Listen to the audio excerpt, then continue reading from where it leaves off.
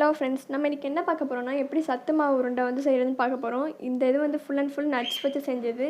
இதை வந்து நீங்கள் வந்து கூழ் மாதிரி யாரும் குடிக்க மாட்டாங்க. அதனால் இந்த மாதிரி உருண்டையாக செஞ்சு வச்சுக்கிட்டா ஸ்நாக்ஸ் மாதிரி எப்போ வேணால் சாப்பிட்டுக்கலாம். ரொம்ப ஹெல்த்தி. இப்போ இது எப்படி பண்ணுறது பார்க்கலாம். வறுத்த முந்திரி 100 கிராம், வறுத்த பாதாம் 100 கிராம், வறுத்த பிஸ்தா 100 கிராம்,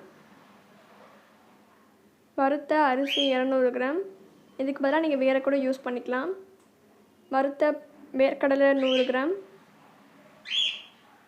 வறுத்த பொரிக்கடலை 100 கிராம்.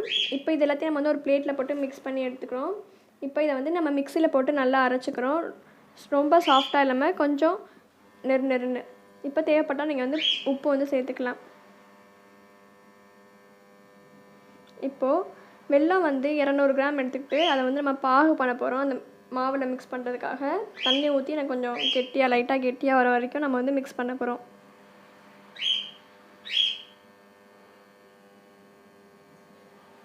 இப்போ பார்த்திங்கன்னா ரெடி ஆகிடுச்சு.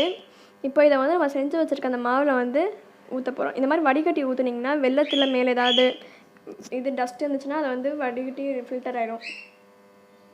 இப்போ இதை நல்லா வந்து மிக்ஸ் பண்ணிக்கிறோம். ஃபுல்லாக மாவு ஃபுல்லாக அந்த வெள்ளத்தோட இது வந்து பாகு வந்து மிக்ஸ் ஆகிற மாதிரி நம்ம வந்து நல்லா மிக்ஸ் பண்ணி எடுத்துக்கிறோம். இப்போது நீங்கள் தேவைப்பட்டால் நெய் கூட கொஞ்சோன்னு ஆட் பண்ணிக்கலாம்.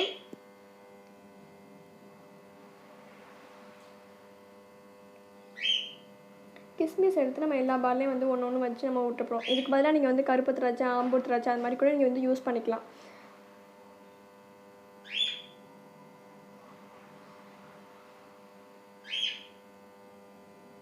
இதில் தேவைப்பட்டால் நீங்கள் வந்து ஏலக்காய் கூட யூஸ் பண்ணிக்கலாம், கொஞ்சம் ஸ்மெல் வர்றதுக்காக.